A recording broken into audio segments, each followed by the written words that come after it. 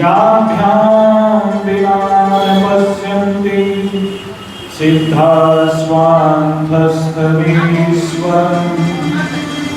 वागीशा यस्य वदने लक्ष्मीर्यस्य च वक्षसि यस्यास्ते हृदये संवित् तं नरसिंहमहं भजे।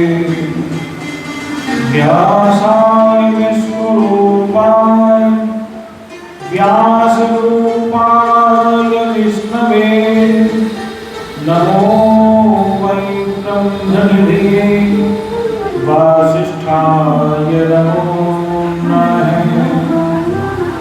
सुखोपबोधज्ञ सर्वशास्त्रविशारद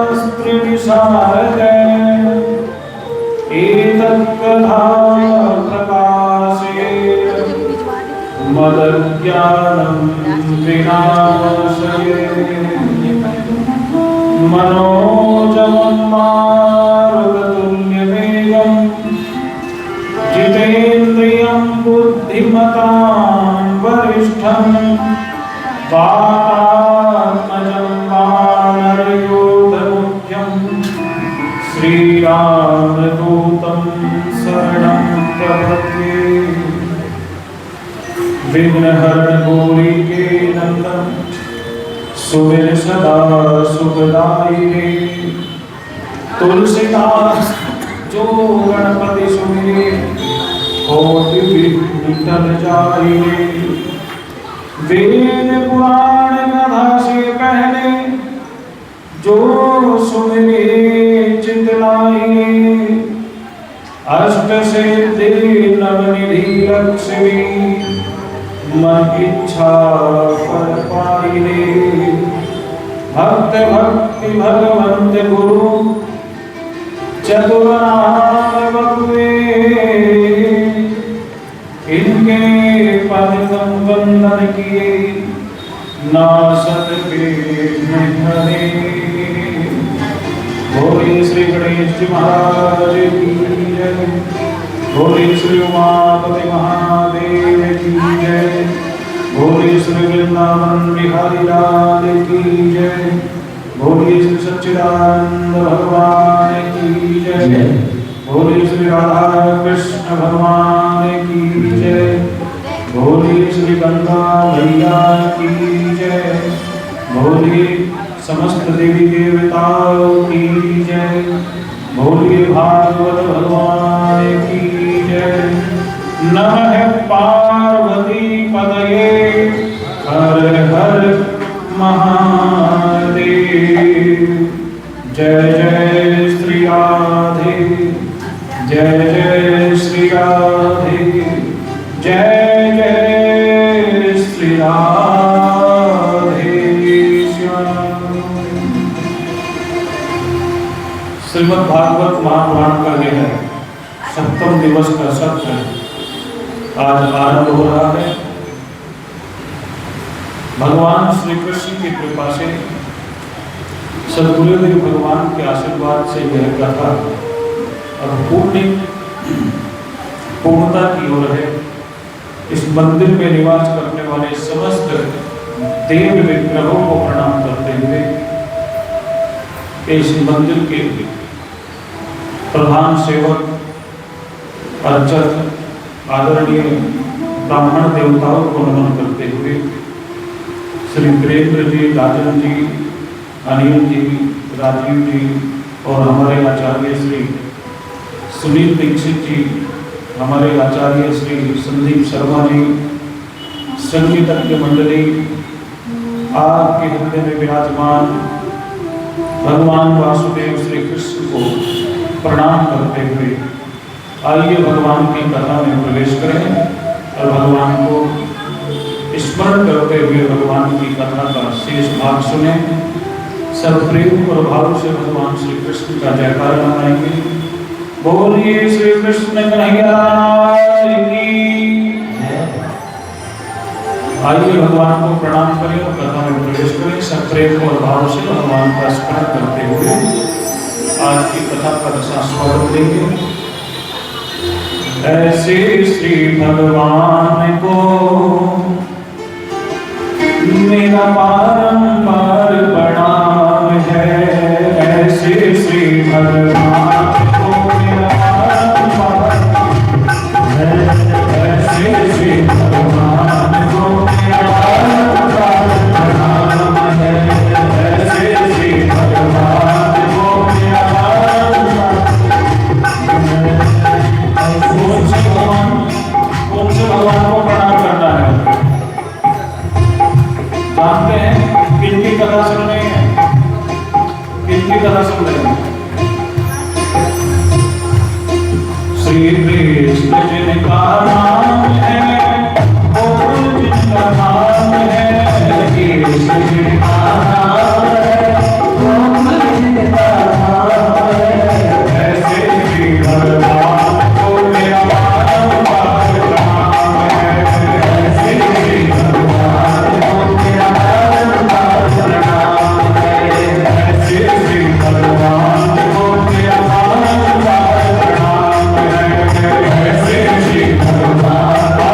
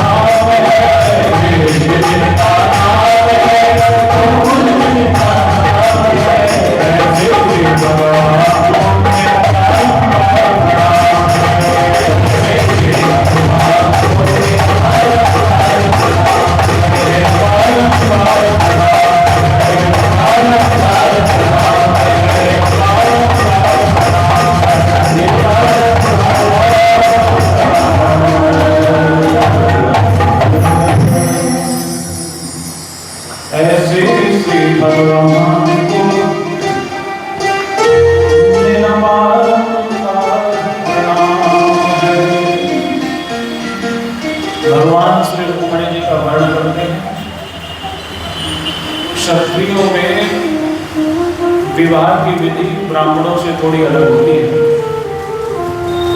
ब्राह्मण ब्रह्म विवाह करते हैं, क्षत्रिय कभी वीरता का प्रदर्शन करते हुए विजय श्री के रूप में कन्या का वर्ण करते हैं। भगवान का यह जो विवाह हुआ ये कपटपूर्ण विवाह नहीं था। कोई कहे कि भगवान तो भगा कर ले गए, और भगवान भगा कर ले गए तो फिर कोई भगा ले तो फिर कैसे किसी को कुछ कह सकते हैं। भगवान क्षत्रिय धर्म का पालन करते हुए, मनुष्य का कल्याण अपने धर्म का पालन करने से है। ब्राह्मण का धर्म अलग है, क्षत्रिय का अलग है, वैश्य का अलग है, शूद्र का अलग है। सभी वर्ण अपने अपने धर्म का पालन करते हैं। तो क्षत्रिय धर्म में विवाह की एक विधि है भी है कि वीरता पूर्वक कन्या का वर्ण किया है, विजय लक्ष्मी का वर्ण किया है। तो भगवान उस रुक्मिणी जी को वरते हैं और विधि पूर्वक भगवान का पाणी ग्रहण संस्कार होता है। भगवान का यह विवाह संपन्न होता है। भगवान के विवाह से पूर्व ही भगवान के बड़े भैया बलराम जी का विवाह रेवती के साथ होता है, और भगवान के बड़े भैया रेवती रमण इस नाम से प्रसिद्ध होते हैं। भगवान रुक्मिणी से ब्याहते हैं तो भगवान रुक्मिणी वल्लभ कहलाते हैं। भगवान का यह विवाह जब संपन्न हो जाता है तो भगवान के इस विवाह के फल से देवताओं का कष्ट दूर हो जाता है, देवताओं का दुख दूर हो जाता है। देवताओं का कौन सा दुख है? देवताओं की एक बहुत बड़ी शक्ति है, उस शक्ति का नाम है कामदेव। बोलो सच्चिदानंद भगवान की जय। श्री कृष्ण गोविंद हरे मुरारी नाथ नारायण वासुदेव। श्री कृष्ण गोविंद हरे मुरारी श्री राधे हे नाथ नारायण वासुदेव। हे नाथ नारायण वासुदेव।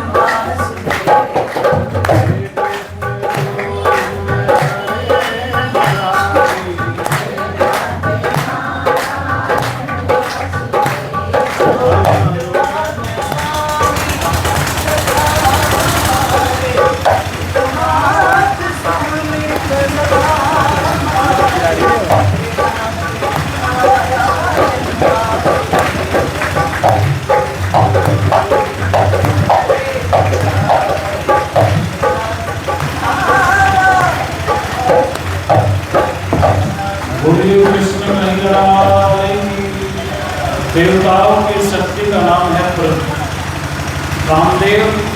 तो कामदेव देवताओं के बड़े काम का है। देवता उसके बल से बड़े बड़े असुरों को, बड़े बड़े तपस्वियों को, बड़े बड़े ज्ञानियों को पराजित करते हैं। भगवान शिव की तपस्या भंग करने के लिए जब वह गया तो भगवान शिव ने कामदेव को भस्म कर दिया। तब से कामदेव बिना शरीर के ही रह रहा था। तो भगवान शिव का जब विवाह हुआ तो पति को भगवान शिव ने वरदान दिया, द्वापर के अंत में जब श्री कृष्ण का रुक्मिणी के साथ विवाह होगा तो रुक्मिणी की संतान के रूप में कामदेव का पुनर्जन्म होगा। तो वो शुभ घड़ी आई, रुक्मिणी के गर्भ से कामदेव का पुनर्जन्म हुआ और उस जन्म में उनका नाम हुआ प्रद्युम्न। एक असुर था जिसका नाम था संबरासुर। उस असुर को किसी तरह यह पता चल गया कि मेरी मृत्यु प्रद्युम्न के हाथ होगी। तो उसने सूतिका ग्रह से नवजात प्रद्युम्न का हरण कर लिया, क्योंकि द्वारिका समुद्र के बीचों बीच थी। समुद्र में अनेक मांसाहारी जीव निवास करते हैं, बड़े बड़े मत्स्य मछलियां उसमें निवास करती हैं।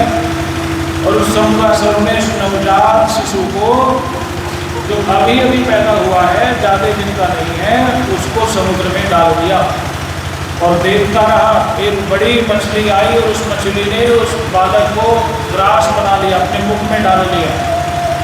शंबरासुर ने ये समझा कि इसकी अब मृत्यु हो गई, निश्चिंत हो गया। लेकिन हमारे यहाँ कहावत है, शास्त्र का भी वचन है, जाको राखे सालिया मार सकेगा। जिसकी परमात्मा रक्षा करते हैं उसका कोई अहित नहीं हो सकता। मछली के मुख में जाने पर भी वह बालक जीवित रहा। उस मछली को मछुआरों ने पकड़ा और वो मछली तब पकड़ में आई जब वह मछली जल में शंबरासुर के राज्य की सीमा में प्रवेश कर गई। वो मछली तैरते तैरते समुद्री सीमा को लांघ करके, द्वारिका की सीमा को लांघ करके शंबरासुर की सीमा में प्रवेश कर गई। जिस मछुआरे ने पकड़ा वो राजा का बड़ा भक्त था, शंबरासुर का बड़ा भक्त था। बड़ी मछली पकड़ में आई तो उसने राजा को सामने ले जा करके रख दी। राजा के सामने रख करके कहा, ये हम आपके लिए उपहार लाए हैं। शंबरासुर ने वो मछली अपने रसोइयों को दे दी और रसोइया उस मरी हुई मछली को लेकर के अपनी रसोई में गया। उस रसोइये की एक सहायिका थी जिसका नाम था मायावती। वो मायावती वास्तव में रति थी, जो कामदेव की पत्नी थी। ब्रह्मा जी से ये बात जब जान ली कि कामदेव का मिलन शंबरासुर के घर में होगा, तो वो वेश बदल करके शंबरासुर के घर में सेवा कार्य करने लगी और वो रसोई में सहयोग करने लगी। रसोइये ने जब मछली का पेट फाड़ा, पेट चीरा, तो पेट के अंदर से वो बालक हंसता खेलता हुआ प्रकट हुआ। उस बालक को देखते हुए उसे देर नहीं लगी कि यही मेरा प्राण बंधन है, यही मेरे पति हैं। उस बालक को, उस देवी ने उस बालक को गोद में लेकर के उस रसोइये से कहा, क्या मैं इसका लालन पालन कर लूँ? रसोइये ने कहा, कर लो। और वो देवी उस बालक को पालने लगी। देवताओं के बालकों की एक विशेषता होती है, असुरों के बालकों की एक विशेषता होती है, वो अपने अनुसार अपना आकार बढ़ा घटा लेते हैं। तो वह देव बालक कुछ ही पलों में, कुछ ही समय में पुरुषाकार हो गया, युवक बन गया। वो जो माता शंबरासुर की, वो जो देवी थी शंबरासुर के यहाँ काम करने वाली मायावती या महामाया, उस बालक के प्रति पुत्र भाव नहीं रखती थी, क्योंकि वो उसका पुत्र था ही नहीं। वो तो उसके प्रति पति भाव रखती थी कि मेरा पति है।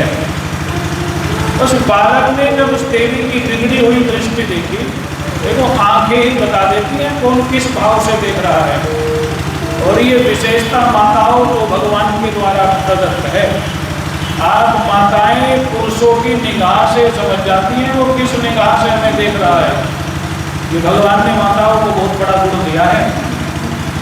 तो वो माता जी जब भाव परिवर्तन हुए माता जी के, तो उस बालक ने कहा, अरे जो पालता है वो माँ कहलाती है, तुम माता का भाव मुझ में क्यों नहीं रखती? तो उस देवी ने कहा, हम जन्म जन्मांतर के पति पत्नी हैं। तुम पूर्व जन्म के कामदेव हो पर मैं पूर्व जन्म की तुम्हारी पत्नी रति हूँ। और ब्रह्मा जी की और भगवान शिव की आज्ञा से मैं तुम्हारी प्रतीक्षा कर रही हूँ। शिव कृपा से तुम्हारा पुनर्जन्म हुआ है, मैं तो तुम्हारी अर्धांगिनी हूँ। देखो पत्नी के कई रूप हैं। कार्येषु दासी, जब वो घर का काम करती है ना, तो बिना तनख्वाह की नौकरानी की तरह काम करती है। ये आप सब माताएं अच्छी तरह समझती हैं।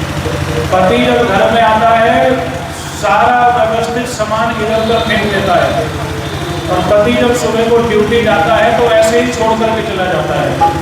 लेकिन वो जो पत्नी होगी, उसके जाने के बाद उसके घर की सारी वस्तुओं को व्यवस्थित करती है, झाड़ू लगाती है, पोछा लगाती है और पूरे घर की साफ सफाई करती है।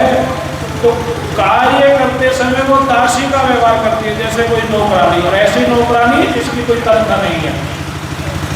सच बताऊं, आप माताओं की यदि कोई तनख्वाह निर्धारण करे ना, तो आपके लिए तो 1 लाख रुपया भी महीने की तनख्वाह कम है।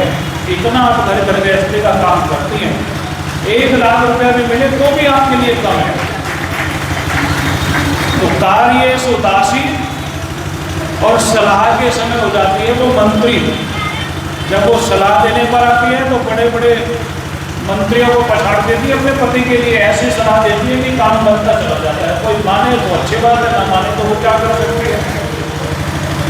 सलाह के समय मंत्री, और खिलाने पिलाने में माँ की तरह, जैसे माँ अपने बच्चे का ध्यान रखती है, ऐसे ही पत्नी अपने पति का भी उसी तरह ध्यान रखती है।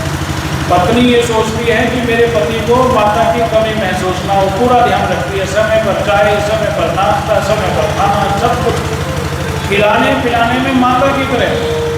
और जब प्रेम करने पर आती है तो प्रेम करने में ऐसी हो जाती जैसे देवराज इंद्र के यहाँ उसकी कोई अप्सरा, कोई कामदेव की पत्नी रति हो। तो स्त्री का अनेक रूप है, ये शास्त्र की बात है, मैं मनमानी बात नहीं कह रहा हूँ। स्त्री के तो अनेक भाव हैं। तो उस स्त्री ने कहा हमारा तुम्हारा तो जन्म जन्मांतर का संबंध है, तुम मेरे प्राणनाथ हो, मैं तुम्हारी अर्धांगिनी हूँ। तो प्रद्युम्न को ये बात समझ में देने लगी, और प्रद्युम्न भी उस रति को स्वीकार कर लेता है। देखो हमारे यहाँ शरीर की पूजा नहीं होती, कोई यहाँ व्यासपीठ पर आ रहा है और हमारे ऊपर चंदन लगा है, गले में माला डाल रहा है, हम सोचने लगे कि हमारी पूजा हो रही है। सनातन धर्म में व्यक्ति की पूजा नहीं है, सनातन धर्म में व्यक्तित्व की पूजा है, व्यक्ति की नहीं, व्यक्तित्व की। हमारे यहाँ ऐसी भी जोड़ियां बन जाती हैं जिनका कोई मेल नहीं है, पत्नी बहुत सुंदर और पति कुरूप, तो भी पति पत्नी निभाते हैं। कभी कभी पति बहुत सुंदर हो जाता है, पत्नी कुरूपा हो जाती है, तो भी जो धर्म को मानने वाला है उसको निभाता है। हमारे यहाँ तो कभी पहले समय में अधिक उम्र के व्यक्ति की कम उम्र की कन्या से विवाह हो जाता था। आदमी की उम्र ज़्यादा, कन्या की उम्र कम, तो भी निभाते थे, क्योंकि हमारे यहाँ रिश्ते शरीर से नहीं होते, हमारे यहाँ रिश्ते आत्मा से होते हैं। आत्मा से आत्मा का संबंध होता है, पति पत्नी का संबंध शरीर का संबंध नहीं है, भाई बहन का संबंध शरीर का संबंध नहीं है, पिता पुत्र का संबंध शरीर का नहीं है, माँ बेटे का संबंध शरीर का नहीं है, ये आत्मा का आत्मा से बनने वाला संबंध है। भले ही वो रति हजारों वर्ष की उम्र की हो और उसको प्रद्युम्न अभी अभी 2-4 महीने पहले पैदा हुए हो, तो भी दोनों में प्रगाढ़ प्रेम हो गया, और दोनों में प्रेम हो गया। उस रति ने सारी विद्या सिखा दी राक्षसों की माया, क्योंकि वो देवता थी ना, देवी थी, सारी राक्षसों की माया सिखा करके प्रद्युम्न से कहा ये राक्षस मारने में तुम्हारे काम आएगी। और जब प्रद्युम्न को सारी विद्याओं का ज्ञान हो गया तब उसने शंबरासुर को ललकारा, और ललकारा शंबरासुर को मार दिया, और अपनी अर्धांगिनी को लेकर के अपने पिता के घर वापस चल दिया। प्रद्युम्न बिल्कुल हूबहू अपने पिता की तरह दिखते हैं, अक्सर ऐसा ही होता है, पिता की तरह ही बेटे का रूप रंग हो जाता है, माता की तरह ही बेटी का रूप रंग हो जाता है। तो रुक्मणी जब सूतिका ग्रह में थी तब उसके पुत्र का हरण हो गया था, और अपने पुत्र को ठीक से देख भी नहीं पाई थी। और जब प्रद्युम्न जी उस अपनी देवी को साथ लेकर के द्वारिका में आए तो सबसे पहले सामना माता से हुआ, और माता ने जब उस बालक को देखा तो माता विचार करने लगी, यदि मेरा बालक होता जो चुरा लिया किसी ने, वो आज ऐसा ही दिखाई देता जैसे ये दिखाई देता है। और माता के स्तनों में दूध उमड़ आया, वात्सल्य उमड़ आया। सभी द्वारिका वासियों ने जब उस प्रद्युम्न को देखा तो वो कहने लगे ये तो बिल्कुल हूबहू कृष्ण जैसा दिखाई देता है। तो नगर वासियों की जब इस बात को श्री कृष्ण ने सुना तो वो देखने के लिए आए, तो देखकर कहने लगे कि किसका पुत्र है। तभी वहां श्री नारद जी आ गए। नारद जी ने कहा ये आप ही का पुत्र है और ये जो है ये आपकी बहू है। तो प्रद्युम्न जी रति को लेकर के द्वारिका में आ गए और द्वारिका में निवास करने लगे। ये भगवान के एक विवाह की कथा है, पर भगवान के 16,108 विवाह हुए हैं। कितने? एक एक विवाह को विस्तार से बताने लग जाएं तो 16,000 दिन चाहिए विवाह की कथा सुनाने के लिए। एक दिन में एक विवाह की कथा भी सुनाने को। है भगवान का जो दूसरा विवाह हुआ वो सत्यभामा के साथ हुआ। एक राजा थे जिनका नाम था सत्राजीत। वो सूर्य नारायण के उपासक थे। तो सूर्य नारायण ने उस राजा सत्राजीत को एक मणि प्रदान की, आशीर्वाद स्वरूप एक मणि थी। वो मणि बड़ी अद्भुत मणि थी। उसका स्वयं का प्रकाश ऐसा था उस मणि का कि सूर्य की तरह वो चमकती थी और 8 भार प्रतिदिन सोना देती थी। कितना? 8 भार। एक भार में 8,000 ग्राम होता है। एक भार में कितना? 8,000 ग्राम। और 8 गुना 8 कर लो, ये समझ लो कि 7-8 क्विंटल। तो मैंने उस वहाँ पढ़ा पुस्तक में कि एक भार का कितना है, तो 7 से 8 क्विंटल के बीच में वो रोज सोना देती थी। ऐसी वो मणि थी। और वो मणि पहन करके गले में, जैसे आप माताएं गले में वो लोकेट क्या कहते हैं, तो गोल गोल जो होता है, अब वो पहन करके जब आप इठलाती हैं, घूमती हैं, सहेलियों के जाती हैं और कोई तारीफ कर दे तो आपको अच्छा लग जाए, कोई देखे भी ना तो फिर आप अंदर अंदर कूदती हैं। एक व्यक्ति ने 15 ग्राम की अंगूठी बनवाई। अंगूठी का वो अंगूठा था, इतनी मोटी अंगूठी, बहुत मोटी अंगूठी और रत्न हीरे चढ़े हुए, और पहन करके चारों तरफ घूमे, लेकिन कोई इसे ये ना पूछे भाई ये तूने कहाँ से बनवाई। जब उसके बर्दाश्त से बात बाहर हो गई तो उसने अपने घर के बाहर जो झोपड़ी थी, झोपड़ी में आग लगा दी। और आग लगा दी तो गांव में हल्ला मच गया, भाई अब उनके घर में आग लग गई। तो सारे लोग इकट्ठे होकर के आए, साग को बुझाओ। तो वो घर के बाहर खड़ा होकर के कहने लगा जल्दी पानी लाओ, बाल्टी लाओ। और जिस हाथ में अंगूठी पहनी थी वही हाथ उसका ज़्यादा चलता था।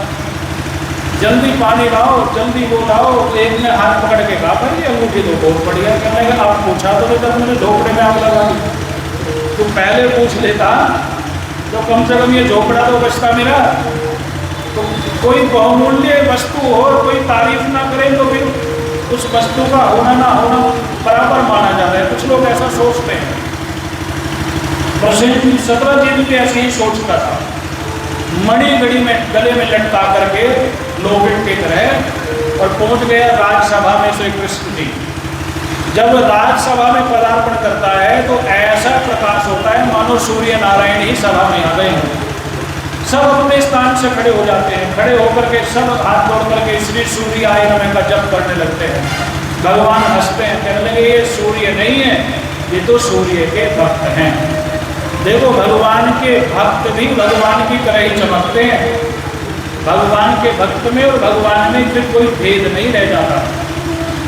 तो सत्राजीत जब सभा में गए और भगवान श्री कृष्ण ने आदर पूर्वक अपने बाजू में बिठाया और भगवान ने हंसी में एक बात कह दी। कभी कभी हंसी की कही हुई बात भी मनुष्य के लिए कांटे की तरह हो जाती है, चुभ जाती है। वो हंसते हुए कह दिया इस मणि का तुम क्या करोगे, ये हमें दे दो, तुम्हारे गले में मणि अच्छे नहीं लगते। हंसी मजाक करना अच्छा माना ही नहीं जाता। कभी किसी के साथ हंसी मजाक मत करो, क्योंकि न जाने कौन सी बात किसको बुरी लग जाए। ये बात पकड़ ली, कहने लगे तो उनके घर में किसी चीज़ की कमी है, हमसे हमारी मणि मांग रहे हैं, हमने तो उनसे कुछ मांगा नहीं और ये हमारी मणि मांग रहे हैं। रुक करके चल दिए बिना कुछ कहे सुने। भगवान श्री कृष्ण का दुर्भाग्य तो राजा सत्राजीत का भाई प्रसेन जी शिकार खेलने के लिए जाता है, सोचता है आते हुए देर ना हो जाए, अंधेरा ना हो जाए, तो भाई की वो मणि ले लेता है, जैसे कोई टॉर्च ले जाता है काम करके। वो जहाँ मणि रहती है अंधेरा नहीं होता वहाँ। अब वो शिकारी शिकार करने गया तो वो खुद शिकार बन गया।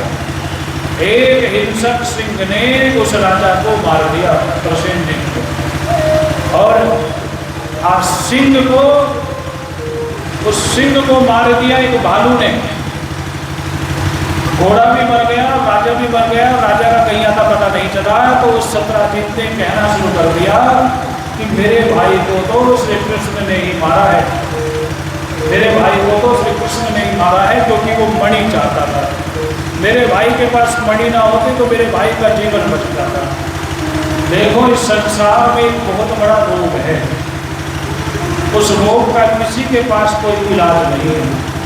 वो रोग यह है कि संसार के लोग जिसकी प्रशंसा करते हैं ना, उसी की निंदा भी करने लग जाते हैं। स्वार्थ हो तो प्रशंसा करते हैं, और स्वार्थ पूरा ना हो तो वही व्यक्ति निंदा करते देर नहीं। जो व्यक्ति तुम्हारे गीत गा रहे हैं तो वही तुम्हारी बुराई करेगा। तो इस संसार की प्रशंसा पर मुग्ध मत होना। कोई कहे आप तो बहुत अच्छी है बहन जी, आपसे ऐसे तो कोई है ही नहीं, थोड़े दिन रुक जाओ, महीने 2 महीने साल भर से देखता हूँ आपके बारे में क्या राय रखती है। तो संसार की प्रशंसा पर मुक्त होना अच्छी बात नहीं है, और संसार में कोई निंदा करे तो उससे उग्र होना भी अच्छी बात नहीं है। कोई निंदा करता है करने दो, कोई प्रशंसा करता है करने दो। जो आप काम कर रहे हैं, जिस कार्य से आपकी आत्मा को शांति मिलती है, वो कार्य करते रहो। लेकिन भगवान ऐसे नहीं थे, वो राजा थे, और कभी कभी कलंक को धोना आवश्यक हो जाता है।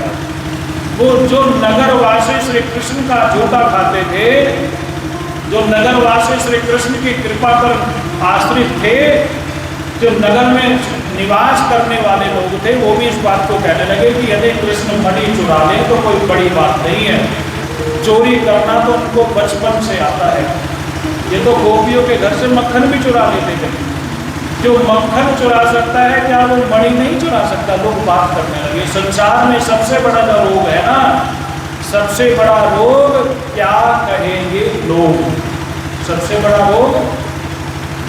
एक बार भगवान शिव माता पार्वती के साथ घूमने के लिए आते हैं धरती पर, पृथ्वीलोक पर, और भगवान शिव साधारण पुरुष का रूप बना लेते हैं, माता पार्वती साधारण स्त्री का रूप बना लेती है, और नंदी पर सवार होकर के दोनों गांव-गांव घूम रहे हैं।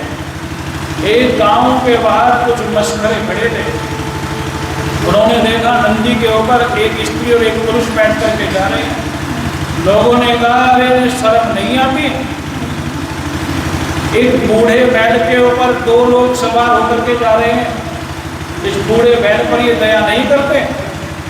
भगवान शिव ने सुना तो भगवान शिव ने कहा, देखो हमारे लोग निंदा हो रही है, पार्वती एक काम कर, तू बैल के ऊपर बैठ जा और मैं पैदल पैदल चलता हूँ। तो जैसे ही वो दूसरे गांव में गए, दूसरे गांव में लोगों ने देखा, देखो देख करके कहने लगे कैसी पतिव्रता है, पति पैदल चल रहा है और अपने आप बैल पर बैठी है। पार्वती ने कहा, स्वामी एक काम करो, आप बैल पर सवार हो जाओ और मैं पैदल पैदल चलती हूँ। लोक निंदा अच्छी बात नहीं है ना। तो पार्वती पैदल हो गई और भगवान शिव बैल पर बैठ गए। आगे फिर तीसरे गांव में कुछ लोग मिले और लोग कहने लगे, अरे ये देखो कैसा मुस्कंटा है, पत्नी तो चल रही है पैदल और अपने आप बैठा है। भगवान शिव ने कहा, एक काम करते हैं, उन दोनों में से कोई भी नहीं बैठता, हम नंदी जी को ऐसे ही ले चलते हैं। अगले गांव में और मिले, कहने लगे देखो कैसे पागल हैं, बैल साथ में और पैदल चल रहे हैं, तो कैसे भगवान शिव यात्रा करें? ये शिव की यात्रा नहीं, हमारी तुम्हारी यात्रा है। लोग ना ऐसे जीने देंगे ना लोग वैसे जीने देंगे। हाँ, अपने धर्म पर चलते रहो, अपने सत्य पथ पर चलते रहो, फिर कोई निंदा करे प्रशंसा करे उसकी परवाह मत करो।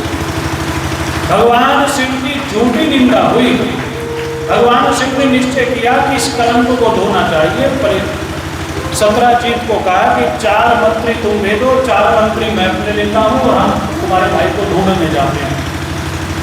और भगवान श्री कृष्ण और वो मंत्री प्रसेनजीत को ढूंढने के लिए गए तो जंगल में हाथी का सड़ा गला शव मिला, घोड़े का उससे थोड़े आगे गए तो राजा प्रसेनजीत का सड़ा गला शव मिला, लेकिन वहाँ मणि नहीं मिली। हाँ, शेर के पैरों के निशान वहाँ मिले। उन पैरों के निशान देखते देखते वो आगे गए तो वहाँ शेर मरा हुआ मिला, वहाँ रीछ के पैर दिखाई दिए। उस रीछ के पैरों के निशान को देखते देखते जब वो आगे गए तो वो रीछ के पैरों के निशान एक अंधेरी गुफा में जा रहे थे। श्री कृष्ण ने मंत्रियों से कहा कि तुम बाहर रुको, अंदर खतरा हो सकता है, और देखो मेरी इंतजार प्रतीक्षा करना, 21 दिन तक मेरी प्रतीक्षा करना, 12 दिन तक, 11 दिन तक तुम मेरी प्रतीक्षा करना। 11 दिन यदि मैं ना आया तो तुम वापस लौट करके सारी बात बता देना। भगवान श्री कृष्ण भीतर प्रवेश कर जाते हैं और चलते चलते चलते चलते अंधेरी गुफा में एक उजाला भरा स्थान दिखाई देता है जहाँ खूब प्रकाश है, और उससे आगे चलते हैं तो एक सुंदर भव्य महल दिखाई देता है। भगवान बेरोक लोग उस महल में प्रवेश कर जाते हैं।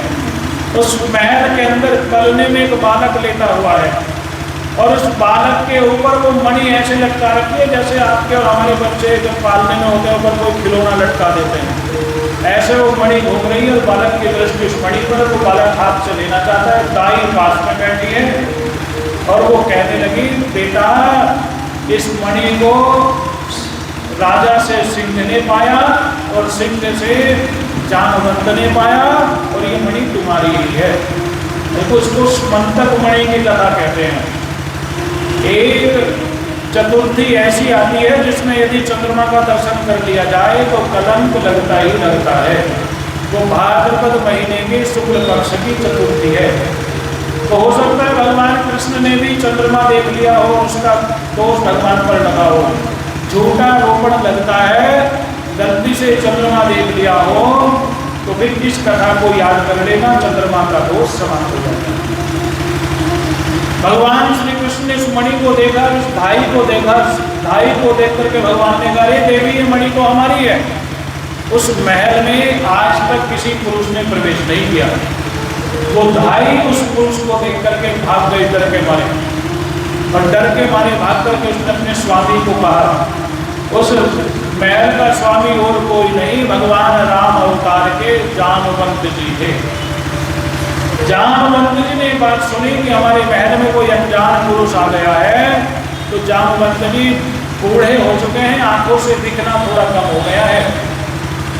बाहर आकर के देखते हैं श्री कृष्ण को तो पहचान नहीं पाते, और कहते हैं तो यहाँ कैसे आया, कौन है तो? जानवंत की आंखें भले ही बूढ़ी हो गई हो, लेकिन श्री कृष्ण की आंखें भी जवान है और श्री कृष्ण की बुद्धि भी ठीक ठाक है। भगवान श्री कृष्ण पहचान गए, अरे ये तो हमारे पुराने जान पहचान वाले हैं। और भगवान मुस्कुरा करके बोल रहे हैं, लेकिन जानवंत गुस्से में बोल रहे हैं, निकलो यहाँ से बाहर, अंदर कैसे आ गए? प्राणों की रक्षा चाहते हो तो भाग जाओ। भगवान ने कहा पहचाना नहीं हमें। भगवान ने कहा देखो भैया, हमें भी शौक नहीं है यहाँ रहने का, ये मणि हमारी है, हम इस मणि को ले जाने आए हैं। जानवंत ने कहा कि कैसे कहती मणि हमारी है, हमने सिंह को मारा है तब ये मणि पाई है। तो सिंह को मारा है, हमने मणि पाई है, तुम्हें इस मणि को पाना है तो हमसे 2-2 हाथ कर लो, ले जाओ। भगवान ने विचार किया कि इस बाबा की अब तक 2-2 हाथ की इच्छा पूरी हुई नहीं लगता है। राम अवतार में जब भगवान श्री राम अयोध्या नरेश बनकर के राजगद्दी पर बैठ गए, और अवधेश ने उन सब वानरों से कहा कि जो जिसकी इच्छा हो वो मांग लो, और सब वानरों को भगवान श्री राम ने मनोवांछित वरदान दिया। जानवंत जी ने बार बार कहने पर भी भगवान से नहीं मांगा। भगवान ने कहा भाई तुम खुश नहीं हो क्या? या तो ये कहो कि मैं आपके राजा बनने से प्रसन्न नहीं हुआ, और यदि प्रसन्न हो तो हमारे द्वारा उपहार को स्वीकार करो। जानवंत ने कहा आपने रावण को मारा, बहुत अच्छी बात है, ये आपके योग्य है, लेकिन उस युद्ध से हमें क्या मिला? हमें कुछ नहीं मिला। भगवान राम ने कहा आपको क्या चाहिए? कहने लगे हमसे भी कोई दो दो हाथ कर लेता, हमें भी कोई धरती पर गिरा देता, हमें भी कोई दो मुक्के मार देता, तो हमें भी लगता कि हम भी लड़ने के लिए आए हैं। कोई हमसे लड़ा ही नहीं है। जिससे भी लड़ने जावे वो हमें देख के भाग जावे। पूरा युद्ध समाप्त हो गया, रावण की पूरी सेना समाप्त हो गई, लेकिन हमसे किसी ने दो दो हाथ। अब कहीं भजन कीर्तन हो रहा हो और कोई महिला बहुत अच्छा नाचना जानती हो, आप में से कोई बहन, और आपकी सहेली आपको ही न कहे, सबको हाथ पकड़ पकड़ करके उठावे और आपको ही न उठावे, तो आपको कैसा महसूस होगा? बोलो। कोई भजन गाने वाला है और हम जैसा कोई बेसुरा भजन गा रहा है और उसे कोई कह रहे ना भाई तू भी भजन गा दे, तो उसे कैसा लगेगा? बोलो। अच्छा लगेगा, बुरा लगेगा? ऐसे वीरों की स्थिति होती है। कोई वीर है और उसे लड़ने का ना मौका मिले तो वो फिर अपने आप को स्वस्थ महसूस नहीं करता। जामवंत जी ने कहा हमसे किसी ने दो दो हाथ किए नहीं, हम कैसे खुश हो जाएं? भगवान ने कहा जामवंत जी सच बताएं, पूरे रावण दल में और हमारे दल में भी आपके बराबरी का कोई योद्धा था ये नहीं? बोलो कृष्ण कन्हैया लाल की। जामवंत जी ने कहा कोई भी नहीं था। भगवान ने कहा नहीं, कोई नहीं था। रावण भी नहीं था? नहीं, रावण भी नहीं था। आप भी नहीं थे? भगवान ने कहा हमारी बात छोड़ दो, हमारे जैसा तो कोई दूसरा, लेकिन आप थे, आप अपने को मेरे बराबर मानते हैं? भगवान ने कहा हाँ, तो हाथ तो हम कर ही सकते हैं, थोड़ी देर तो तुम्हारे साथ लड़ ही सकते हैं। तो जामवंत ने कहा फिर हो जाए दो दो हाथ। भगवान ने कहा नहीं। क्यों? भगवान ने कहा तुम हमारे मित्र हो और हम मर्यादा पुरुषोत्तम हैं, हम अपने मित्र के साथ कभी स्वप्न में भी नहीं लड़ सकते। जामवंत ने कहा ये क्या बात हुई? आप लड़ना नहीं चाहते और कोई हमारे बराबर नहीं, तो क्या हमारी इच्छा पूरी नहीं होगी? जब सबको मनोवांछित वरदान दे रहे हैं, हमें नहीं दोगे? तो भगवान ने कहा यदि ये बात है तो अगले जन्म में हम सारी मर्यादा छोड़ देंगे और तुमसे दो दो हाथ करेंगे, तब हम तुम्हें खुश कर देंगे लड़ाई में। तो जामवंत जी को देख करके, लड़ने की बात सुन करके भगवान ने सोचा इन बाबा की इच्छा अभी तक पूरी नहीं हुई कि कोई हमसे दो दो हाथ करे। तो भगवान ने कहा यदि ऐसी ही बात है कि तुम लड़कर ही मानोगे तो फिर हो जाए दो दो हाथ। वो लड़ाई जब शुरू हुई ना, तो वो लड़ाई 28 दिन तक चलती रही। कितने दिन? लेकिन वो लड़ाई शत्रुता भाव वाली लड़ाई नहीं थी, मित्र भाव वाली लड़ाई थी। सुबह लड़ते थे, फिर नाश्ता करते थे, दोपहर में लड़ते थे, फिर खाना खाते थे, फिर शाम को दोपहर को आराम करते थे, फिर शाम को लड़ते थे, फिर रात को भोजन करते थे। जैसे पति पत्नी की लड़ाई होती है ना, लड़ेंगे भी और रहेंगे भी साथ में, लड़ेंगे भी साथ में। बेटा चाहे कितना ही कहे मम्मी तुम उधर चले जाओ उस कमरे में, पापा को तो ऐसे ही आदत है बोलने की, और थोड़ी देर बाद फिर माता जी चाय लेके आ जाए, तो चाय दे दो, तो मैं कोई नहीं पूछने को मेरे बगैर। तो ऐसे ही जैसे मैत्रीपूर्ण लड़ाई होती है घर गृहस्थी में, नोक झोंक होती है, भगवान की जैसे ही जामवंत से लड़ाई होती थी। टाइम बंधा हुआ था लड़ने का, सुबह 2 घंटे, दोपहर को 2 घंटे और शाम को 2 घंटे, बाकी सब आराम से बैठते थे। तो जामवंत ने एक दिन, अच्छा 12 दिन तक तो उन्होंने प्रतीक्षा की, तो बाहर सैनिक थे, अंदर से आवाज तो आती थी, गदा की टंकार के टन टन, मुक्कों के मार की आवाजें तो अंदर से आती थी, लेकिन किसी का अंदर जाने का साहस नहीं हुआ। उन्होंने क्या किया कि 12 दिन प्रतीक्षा की और फिर वापस लौट गए। जब 28वां दिन आया, जामवंत ने कहा 1 महीना होने को आया और इस लड़ाई का कोई फैसला नहीं हुआ, कुमार आज हम इसका फैसला करते हैं। तो कैसे? कहने लगे यदि तुमने मेरा ये 1 बार सह लिया तो तुम जीत गए, और यदि तुमने 1 बार न सहा तो फिर मैं जीत गया। आज एक बार की लड़ाई है, एक ही बार हम करेंगे। जामवंत ने ऐसा कहा तो श्री कृष्ण ने कहा तो फिर पहले तुम्हारी, तुम बड़े हो ना, तो मौका बड़ों को पहले मिलना चाहिए, पहले तुम ही वार करो हम पर। तो जामवंत पहाड़ पर खड़े हो गए जाकर के, और जामवंत ने कहा हे कृष्ण अब तुमने मेरा ये बात सह लिया तो समझ गए तुम जीत गए। और जामवंत ने वहां से छलांग लगा दी, और छलांग भी बड़े वेग के साथ। जब चले तो हवा चलने लगी, वृक्ष हिलने लगे, और पूरे वेग के साथ जब जामवंत जी आए, भगवान ने पीताम्बर पहना हुआ था, और भगवान के नजदीक आते आते जामवंत के वेग से हवा चलने लगी। तेज हवा में भगवान का जो पीताम्बर था वो पीछे उड़ गया, और पीछे उड़ गया। भगवान की छाती पर एक निशान था जिसको कहते हैं श्रीवत्स का चिन्ह। श्री कहते हैं लक्ष्मी जी का। एक सुनहरी रेखा थी भगवान की छाती पर, और एक पंजे का निशान था भगवान की छाती पर, उसको कहते हैं भृगुलता, ऋषि भृगु की लाल पैर का निशान, और एक स्वर्ण रेखा जो लक्ष्मी की, वो केवल और केवल भगवान की छाती पर है। नारायण के अतिरिक्त किसी और के शरीर पर वो चिन्ह नहीं मिलेगा। वो वस्त्र जब उड़ा और छाती पर भगवान के वो चिन्ह देखा, जामवंत को समझते देर नहीं लगी, ये तो साक्षात नारायण है। अब जैसे ड्राइवर गाड़ी चला रहा हो, सामने से कुछ अचानक आ जाए, वो कैसे वो बैलेंस बनाता है गाड़ी का, ऐसे बड़े मुश्किल से जामवंत जी ने अपने वेग को कंट्रोल किया, रोका, और उस रोकने के चक्कर में जामवंत जी धड़ाम से गिर गए, और गिरते भूमि पर रेंगते रेंगते जामवंत जी ने भगवान के चरण पकड़ लिए, चरणों में अपना माथा रख लिया। हे प्रभु, इतने दिने में आप मिली और आपसे मैं लड़ रहा हूँ। भगवान ने कहा तुम लड़ रहे हो तो वो भी मेरी इच्छा है, मेरी इच्छा तुमसे लड़ने की थी, तुम्हारी इच्छा को पूरी करना मेरी अपनी इच्छा है। भक्त की इच्छा ही भगवान की इच्छा बन जाती है, और भगवान की इच्छा ही भक्त की इच्छा बन जाती है। भक्त और भगवान का एकाकार हो जाना ही भागवत का पूर्ण फल है। जामवंत जी ने कहा प्रभु, कोई आपको फल चढ़ाता है, कोई फूल चढ़ाता है, कोई माला पहनाता है, मैं आपको मुक्तों की माला मार रहा हूँ। आपको मणि मैं अपने हाथों से सौंपूंगा। और जामवंत ने वो मणि हाथ में ली, और उस मणि को हाथ में लेकर जामवंत ने कहा ये मणि तो तब दूंगा जब आप मेरी कन्या को स्वीकार करेंगे। मेरी कन्या है जिसका नाम है जामवती, आप उस कन्या को भी लो, और कन्या दान लेकर के फिर दहेज के रूप में मणि भी मैं आपको प्रदान कर दूंगा। भगवान ने कहा तथास्तु।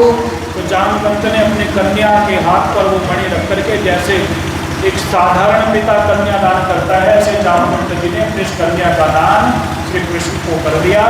दहेज रूप में वो मणि लेकर के, और गवाह के रूप में वो जामवती जी उनको लेकर के भगवान द्वारिका में आए।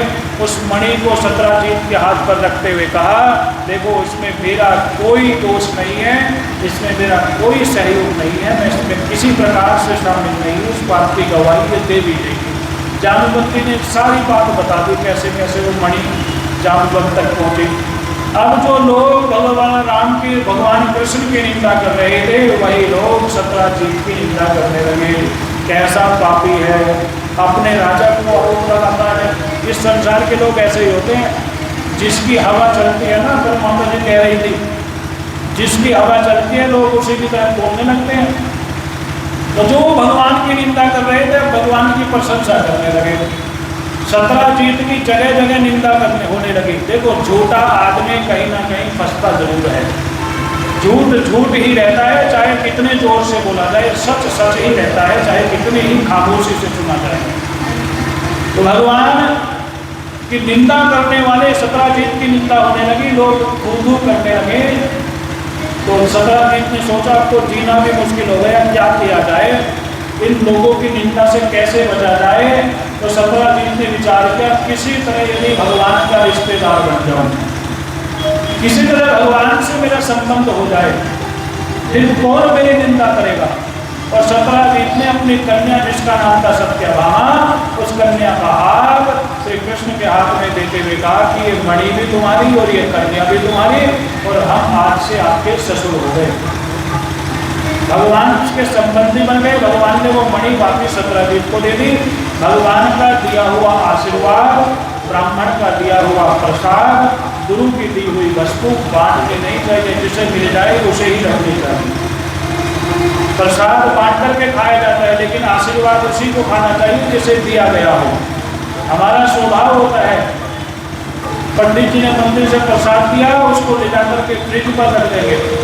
ये फ्रिज ऐसी जगह है जहाँ सबके घर का प्रसाद मिलता है। वो फ्रिज के ऊपर रखा रखा प्रसाद खराब हो जाएगा, फिर उस प्रसाद को किसको खिला देंगे? बोलो, कुत्ते को तो खिला नहीं सकते, किसके आगे डालते हैं? तो आग में और धुंधली में क्या अंतर रह गया? बोलो, आग में और धुंधली में क्या अंतर रह गया? धुंधली में भी भगवान का प्रसाद गाय को खिला दिया था, और आप भी वो प्रसाद उतना प्रसाद लिया जाए, लो मन भर, लेकिन ना छोड़ो कण भर। शास्त्र कहता है मन भर लो। मन भर का मतलब जितना मन है। मन एक माप का परिमाप भी है, नापने की एक संज्ञा भी है। मन एक शेर होता है, शेर से ऊपर मन होता है। वो कितने शेर का मन होता है? क्योंकि आचार्य जी 100 शेर का एक मन है, तो शेर का एक मन होता है। 2 शेर हमें तो पता नहीं, तो हम तो गाँव में इतने रहे नहीं। तो लो मन भर, लेकिन थाली में ना छोड़ो कण भर। प्रसाद छोड़ोगे अपमान लगेगा। तो वो प्रसाद सत्राजीत को मिला था, सत्राजीत ने वो प्रसाद स्वीकार किया, और भगवान ने 3 विवाह अब तक कर लिए। भगवान का चौथा विवाह हुआ कालिंदी के साथ। कालिंदी है यमुना की पुत्री। अर्जुन और कृष्ण यमुना के किनारे किनारे जा रहे थे। अर्जुन को प्यास लगी, जमुना में जल लेकर के वो जैसे ही पीने लगे तो जमुना से कृष्ण कृष्ण की आवाज़ सुनाई दी। अर्जुन ने गोता लगा करके जमुना में देखा तो एक बड़ा महल है। उस महल में सांवले रंग की कन्या एक शिला पर बैठ करके कृष्ण मंत्र जप रही है। अर्जुन ने तुरंत जल से बाहर निकल करके श्री कृष्ण को साथ लिया और उस कन्या के सामने ले जा करके खड़ा कर दिया। कृष्ण ने पूछा, देवी तुम कौन हो? उस देवी ने कहा, मैं यमुना की पुत्री कालिंदी हूँ, कृष्ण को पति बनाने के लिए तप कर रही हूँ। अर्जुन ने कहा, तुम्हारी तपस्या पूरी हुई, यही कृष्ण है। और वहाँ श्री कृष्ण ने कालिंदी के साथ विवाह किया। भगवान का एक विवाह हुआ मित्र वृंदा के साथ। उज्जैन के राजा थे बिंद और अरविंद। उनकी बहन का नाम था मित्र वृंदा।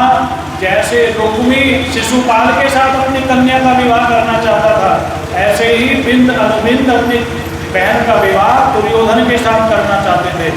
लेकिन मित्रवृंदा भगवान को पति मान बैठी थी, तो भगवान ने उस मित्रवृंदा का उसी तरह पाणी ग्रहण किया जिस प्रकार भगवान ने रुक्मिणी का पाणी ग्रहण किया। बोलो शंकर भगवान की।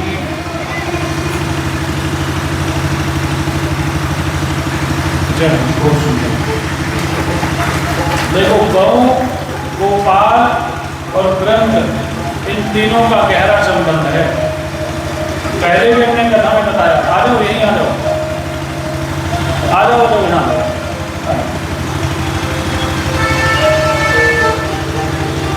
गौ, गोपाल और ग्रंथ, देखो बहुत संक्षेप में कथा कहेंगे। आपके मुझे पता है आपके मन में क्या चल रहा है, आपको क्या सपने में दिखाई दे रहा है, कौन सी खुशबू आपको अपनी ओर खींच रही है। उसके कथा को ज़्यादा लंबा नहीं रखेंगे। क्या टाइम हुआ है? 12 बजने वाले हैं। कोई बात नहीं, 10-15 मिनट में हम आपको फिर कर देंगे। तो सनातन धर्म में गौ का, गोपाल का और ग्रंथ का गहरा संबंध है। और भगवान की कथा हो रही है और गोपाल आ जाए। गोपाल उसको कहते हैं जो गौओं का पालन करे। तो कल द्वादशी तिथि थी, और द्वादशी तिथि में हमें ऐसा सौभाग्य मिला कि भगवान श्री कृष्ण की प्रिया गौओं के दर्शन करने का सौभाग्य मिला। तो महाराज जी क्या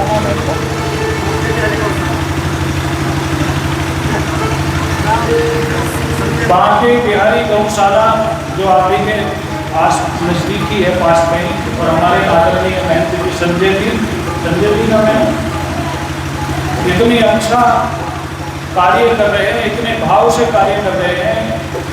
सनातन धर्मी है और गौ के प्रति उसका आदर नहीं है तो वो अपने आप को सनातन धर्मी ना माने। सनातन धर्मी को गौ का आदर करना ही पड़ेगा। जिस देश में गौ चित्कार करती हैं, जिस देश में ब्राह्मणों पर अत्याचार होता है, जिस देश में गोपियों पर अत्याचार होता है, वो देश कभी सुखी नहीं रह सकता। तो आप ज़्यादा कुछ नहीं कर सकते, तो कम से कम इतना तो करो कि अपनी पुण्य कमाई से थोड़ा सा हिस्सा, ज़्यादा नहीं, थोड़ा सा हिस्सा निकालो और हर महीने नियम से गौशाला में भिजवाओ। ज़्यादा अधिक नहीं कहूँगा, केवल इतना अपनी पुण्य कमाई से थोड़ा सा हिस्सा। जब बच्चे का जन्मदिन मनाते हो अपने, जब अपनी बेटी का जन्मदिन मनाते हो, जब अपने बेटे का जन्मदिन मनाते हो, जब आपके पति के जन्मदिन की तिथि आती है, जब आपके विवाह की सालगिरह की तिथि आती है, तो उस दिन कम से कम 10 रुपये, 50 रुपये, 100 रुपये अपने पितरों के नाम से, अपने देवताओं के नाम से, अपने गुरु के नाम से निकालो और फिर किसी भी तरह उस धन को गौशाला में भिजवा दो। देखो, गौओं को आज सबसे ज़्यादा जरूरत है रखवाली की, सबसे ज़्यादा गौओं को आज संरक्षण की आवश्यकता है। और दूध देने वाली गाय को तो सब रख लेते हैं, उन बांध गायों की रक्षा कौन करे? अरे घर में जब पत्नी रोटी बनाने लायक होती है तब तो सब कदर करते हैं। पत्नी की कदर तो तब होती है जब वो कभी बीमार पड़ जाए। पत्नी की कदर तो तब होती है जब वो कुछ करने लायक न रहे। तो जैसे एक अच्छा पति किसी भी अवस्था में अपनी पत्नी का त्याग नहीं करता, जैसे एक आदर्श पुत्र कैसे भी अवस्था में अपनी माता को त्यागता नहीं है, जैसे एक सनातन धर्मी उसी तरह किसी भी अवस्था में अपनी गाय माता को भूलता। ऐसा समय तो है नहीं कि आप घर घर में गाय पाल लो। अरे 2 कमरों में रहने वाले, 1 कमरे में रहने वाले, 10,000 15,000 रुपये महीना कमाने वाले कैसे गौ पालन कर सकते हैं? तो इतना नहीं कर सकते तो अपने पुण्य कमाई से जितनी भी आपकी सामर्थ्य में, नहीं कदा 1000, 2000, 5000 भिजवाओ। दान की मात्रा नहीं देखी जाती, दान की भावना देखी जाती है। दान देने वाले का भाव देखा जाता है। एक बार हम अपने गुरुजी से मिलने के लिए गए, ध्यान से सुनना, केवल 2 मिनट की बात है। भीलवाड़ा में हमारे गुरुजी कथा कर रहे थे। भीलवाड़ा में राम मंदिर था, राम मंदिर के पीछे गौशाला थी। तो हम गुरुजी से मिलने के लिए गए। हमारे गुरुजी रहते ऐसी जगह हैं जहाँ आसपास गाय हो, वो गौशाला में रहना पसंद करेंगे, महलों में रहना पसंद नहीं करेंगे। तो हम सुबह 3:30 बजे ट्रेन से पहुंच गए, भीलवाड़ा राजस्थान में है। और वहाँ जब ट्रेन से पहुँचे तो हम पैदल पूछते पूछते उस स्थान पर पहुँच गए। लगभग 4:15 बजे वहाँ पहुँच गए जहाँ हमारे गुरुजी रुके हुए थे। तो हमने गुरुजी को उठाना उस समय उचित ना समझा, तो हम वहीं एक पास में स्नानागार था, वहाँ स्नान करने लगे। शौचालय आदि से निवृत्त होकर के स्नान करने लगे। और तब तक 4:30 पौने 5 बज गए। तब हमने देखा कि गाड़ियाँ आ रही है, कार, कोई BMW, कोई कोई, कोई मारुति, अनेक गाड़ियाँ आकर के रुके। बड़े बड़े सेठ मारवाड़ी उस गाड़ी में से उतरे। हमने सोचा भाई ये कौन लोग हैं, और उन्होंने अपने पजामे को ऊपर चढ़ाया, किसी ने अपने धोती को ऊपर चढ़ाया, किसी ने अपने कपड़े उतार करके गाड़ी में रख दिए और गौशाला में पहुँच गए। गौशाला में जो गोबर बिखरा हुआ था गौओं का, उन सेठों ने जो अपने घर में किसी को 1 गिलास पानी ना दें, उन सेठों ने वो एक बड़े बड़े वाइपर थे और बड़े बड़े वाइपर को एक सेठ ने 2 सेठ ने एक तरफ से पकड़ा और 2 सेठ ने रस्सी पकड़ी आगे से, और पूरा का पूरा गोबर इधर से इधर इकट्ठा कर दिया, उसका इधर इकट्ठा कर दिया, इसका इधर इकट्ठा कर दिया, और सेवा की गोबर उठाने की। और फिर फटाफट हाथ पैर धोए, गाड़ी में बैठे चले गए। हम देख करके हैरान ले गए, अरे देखो संसार में सबसे ज़्यादा जो पैसे वाला होता है ना, वो मारवाड़ी कहलाता है। उसके पास धन की कोई कमी नहीं रहती, लेकिन वो जानता है धन किसके आशीर्वाद से मिलता है, माता पिता के, गुरु के, मित्रों के और गऊ के आशीर्वाद से धन मिलता है। जिसको तरक्की करनी है वो गौ सेवा करने लग जाए, उसके जीवन में कोई कमी नहीं रहेगी। बोलो कृष्ण कन्हैया लाल की। और हम गौओं पर एहसान कर रहे हैं, सोच करके सेवा मत करना। ये सोच करके सेवा करना कि गऊ ने हमें सौभाग्य दिया है कि गऊ के लिए हम एक ग्रास निकाल रहे हैं, बस इतना ही कहेंगे। आगे कथा में प्रवेश करेंगे। बोलो गऊ और गोपाल की। भगवान का एक विवाह हुआ नग्नजीत की पुत्री सत्या के साथ। जिस प्रकार भगवान श्री राम के विवाह में धनुष भंग की शर्त रखी गई थी कि जो धनुष को तोड़ेगा वही राम का वर्ण करेगा, ऐसे ही राजा सत्रजीत नग्नजीत की एक गौशाला थी। और उस गौशाला में 7 दुर्दांत बैल रहते थे। एक एक बैल ऐसा था, बड़ा हट्टा कट्टा। उनकी गौशाला में भी बहुत सुंदर बैल हमने देखा, बड़ा हट्टा कट्टा बैल और मतवाला बैल। एक बार लेकिन उन्हें बांधा नहीं जाता था रस्सी से, वो खुले रहते थे। और एक एक बैल बड़ा भयानक। और उनकी एक विशेषता थी, कोई ताकतवर आदमी देख ले, कोई पहलवान उन्हें दिखाई दे जाए तो वो बेकाबू हो जाते थे। और एक दिन वो सांप के साथ बैल खुल गए, राजा मार खा नहीं। और उन राजा को बैलों ने पूरे नगर में उत्पात मचाया। कोई सैनिक आदि यदि आवे तो उसको तो पटक पटक करके मारे, क्योंकि वीरों को देख करके उनका खून खोलता था। तब उन बैलों ने जब उत्पात मचाया, राजा थे नहीं, नगर वासियों ने राजमहल पर जाकर के निवेदन किया, तो वो राजकुमारी थी। राजकुमारी ने कहा पिताजी नहीं है तो क्या हुआ, हम चलते हैं।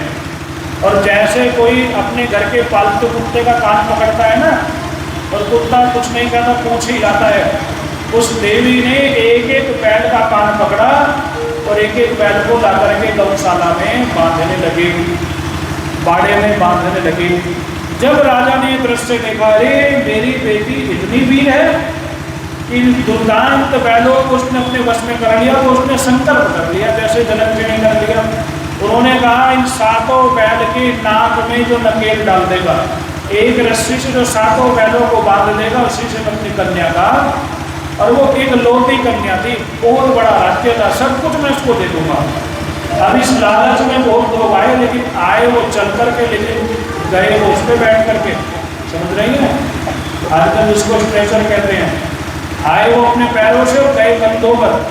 अब लोगों ने आना भी छोड़ दिया, कौन अपने प्राणों से हाथ दबावे। कन्या जब बूढ़ी होने लगी, चिंता सताई, तो भगवान की प्रार्थना की। नारद जी आए, नारद जी ने कहा इन बैलों को कोई एक ही वश में कर सकता है, वो है श्री कृष्ण। आप उनसे जाकर के कहो वो इन बैलों को वश में कर सकता है। श्री कृष्ण तक संदेशा भिजवाया गया। भगवान श्री कृष्ण ने आकर के जब उन बैलों को देखा गौशाला में, देखो भगवान तो बचपन से गौओं के बीच में रहे हैं।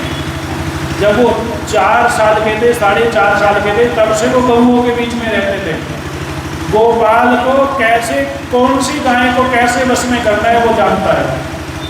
तो भगवान श्री कृष्ण को देख करके वो जो 7 बैल थे ना, भगवान को चारों तरफ से घेर करके खड़े हो गए, ऐसे सिर झुका करके। राजा ने सोचा ये तो सातों के सातों मारेंगे, अब एक साथ मारेंगे। राजा ने कहा महाराज सावधान। भगवान ने कहा इनसे तो हमारा बहुत पुराना संबंध है, हम तो रहे ही गौए बैलों के बीच में। और भगवान ने कहा सिट डाउन, तो सारे के सारे बैल नीचे बैठ गए। जैसे वो होगा ना सर्कस में वो शेर को खिलाने वाला, भगवान श्री कृष्ण ने कहा सिट डाउन। भागवत में मत ढूंढने लग जाना कि सिट डाउन लिखा है। जैसे उन्होंने कहा बैठ जाओ, सारे के सारे सब बैल एक साथ बैठ गए। भगवान ने तो बड़े सीधे कहने लाओ रस्सी, कौन मना कर रहा है बंधने के लिए। और भगवान ने एक ही रस्सी से सातों के सातों बैल के नाक में से वो रस्सी निकाली और सातों को एक साथ बांध दिया। भगवान ने संकल्प पूरा कर दिया और भगवान ने सत्या के साथ विवाह किया। देखो 7 जो है ना, ये बैल नहीं है, ये 7 धर्म के 7 स्वरूप हैं। कितने स्वरूप? सारे धर्म के मूल में सत्य है। यदि कोई धर्म सत्य धर्म से रही रहे तो वो धर्म नहीं है। कोई भी धर्म जो सत्य की कसौटी पर खरा नहीं उतरता तो वो उसको धर्म मत मानना। और सत्य की परिभाषा मैंने पहले दिन बता दी थी। क्या है सत्य की परिभाषा? जो कल था, आज है और कल भी। तो कोई देवता पूजने जाओ तो अपने मन में ये बात सोच लेना, ये कल था क्या। किसी भी महात्मा के पास जाओ और वो कहे कि आओ जी हम तुम्हें धन सद्गुरु बना दें, हम तुम्हें निरंकारी बना दें, हम तुम्हें कुछ बना दें, तो ये कसौटी पर परख लेना कि ये कल था क्या। जो कल था आज है, कल भी रहेगा, वही धर्म है। एक रस्सी से बांधने का मतलब है कि सत्य नामक रस्सी से, रज्जू से सातों के सातों धर्मों को बांध दिया। सर्वधर्मान परित्यज्य माम एकम शरणम ब्रज, गीता जी ने भगवान ने कहा है। तो भगवान ने सत्य का वर्ण किया। भगवान ने सत्यदेव नाम के राजा की बहन भद्रा के साथ विवाह किया। भगवान ने भद्र देश के राजा कि कन्या लक्ष्मणा के साथ विवाह के भगवान के 8 विवाह हुए, अभी 16,000 बाकी हैं। 16,000 एक साथ हो गए। एक भौमासुर नाम का दैत्य था, उसे ब्रह्मा जी ने वरदान दिया था कि तेरी मृत्यु तब होगी जब तेरी माँ तुझे मरने के लिए कहेगी। तेरी माँ तुझे मरने या मारने के लिए नहीं कहेगी, तू मरेगा नहीं। इस अहंकार में भौमासुर ने अत्याचार करना शुरू कर दिया। उसने विचार किया कि मैं एक वर्ल्ड रिकॉर्ड बनाऊंगा। होता है ना Guinness book of world record, सब लोग रिकॉर्ड बनाते हैं। उसने गजब रिकॉर्ड बनाने की सोची। उसने कहा मैं 16,108 लड़कियों से विवाह करूंगा। कितनी से? और करूंगा एक साथ जब सारी इकट्ठी हो जाएंगी। 16,108 कन्याएं इकट्ठी करने में उसने खूब अत्याचार, खूब अनाचार, खूब उपद्रव मचाया। हद तो जब हो गई जब देवताओं की माता अदिति एक बार पृथ्वी पर भ्रमण करने के लिए आए और उसके कुंडल लूट लिए और वरुण देवता का छत्र छीन लिया, अदिति के कुंडल लूट लिए। इंद्र ने कहा ये तो अति हो गई, हमारी माता जी के कुंडल छीन लिए। तो इंद्र ने भगवान श्री कृष्ण से प्रार्थना की और भगवान श्री कृष्ण ने सत्यभामा को साथ लिया और गरुड़ पर बैठ कर के भगवान उस प्राग ज्योतिष कुंड में आ गए और गरुड़ के द्वारा उस नगर की सुरक्षा को ध्वस्त किया और उस अश्वत्थामा, उस भौमासुर के साथ भगवान युद्ध करने लगे। युद्ध करते करते ऐसी स्थिति पहुंच गई कि भौमासुर भगवान की छाती पर बैठा है और भगवान भूमि पर पड़े हैं, हाथ दोनों फैले हुए हैं। भौमासुर छाती पर बैठ करके खड्ग से भगवान को मारने ही वाला है। अब सत्यभामा यह दृश्य देख रही थी। सत्यभामा वो है जिसने जामवंत जी के साथ भगवान को लड़ते हुए देखा है। वो जानती है मेरे प्रभु में कितना पराक्रम है। सत्यभामा ने कहा, सब जामवंती थी, क्षमा करें, वो जामवंती थी। सत्यभामा ने कहा प्रभु इसके साथ खेलिए मत, ये आपको मार डालेगा, इसको मार डालो। भगवान ने कहा मैं तुम्हारे मुंह से सुनने के लिए इंतजार कर रहा था, क्योंकि तुम हो पृथ्वी का दूसरा रूप।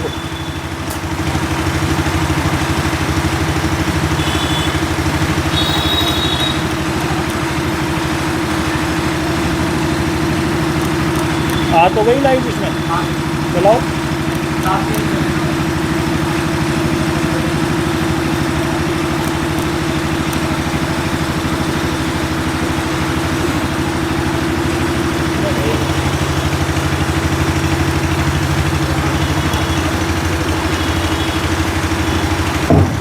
गुरु वृंदावन बिहारी लाल की। तो भगवान ने कहा मैं तुम्हारी इसी बात की प्रतीक्षा कर रहा था कि तुम कहो मैं इसको मारूं, क्योंकि तुम पृथ्वी हो और इसको वरदान है कि जब तक इसकी माता से मारने को नहीं कहेगी ये मरेगा नहीं। तुमने कह दिया मैं इसको मार देता हूँ। सुदर्शन चक्र का स्मरण किया। सुदर्शन चक्र ने भौमासुर की गर्दन उतार दी। अब भौमासुर का पुत्र जो था उस पुत्र को लेकर के भौमासुर की माता पृथ्वी माता पुत्र को लेकर के भगदत्त जिसका नाम था उसको लेकर के आई कि इसको अभय वरदान दें। भगवान श्री कृष्ण उस भगदत्त को अभय वरदान देते हैं और भूमि माता प्रसन्न होकर के भगवान श्री कृष्ण को वैजयंती की माला देती है और भगवान उस वैजयंती की माला को धारण करते हैं और उन 16,100 कन्याओं को कारागार से मुक्त कराते हैं और उन 16,100 कन्याओं को यह जान करके कि ये अनाथ हैं, इनके पालन करने वाले पिता माता सब मारे गए हैं, उन अनाथ कन्याओं को भगवान सनाथ बनाते हैं और उनके साथ एक ही मुहूर्त में विवाह करते हैं।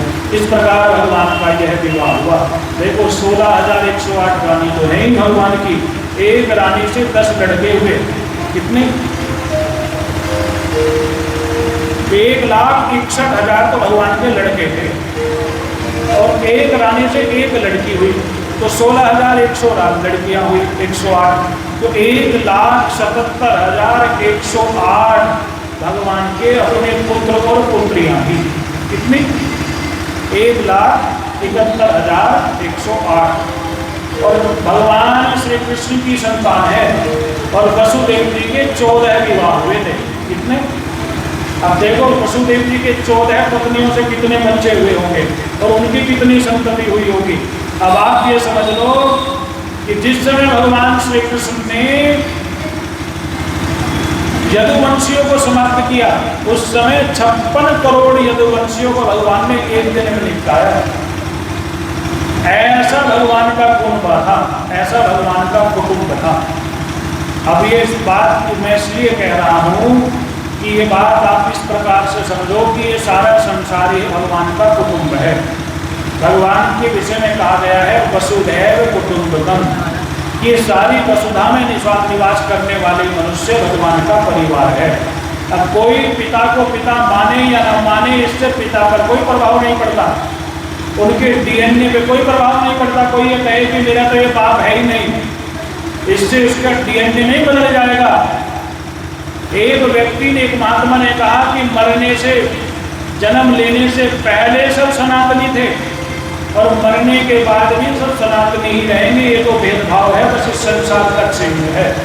तो भगवान ने 108 विवाह किए, 16,000, और भगवान की उस गृहस्थी को देखने के लिए एक बार नारद जी आए और नारद जी उस गृहस्थी को देख करके भोचक के रह गए।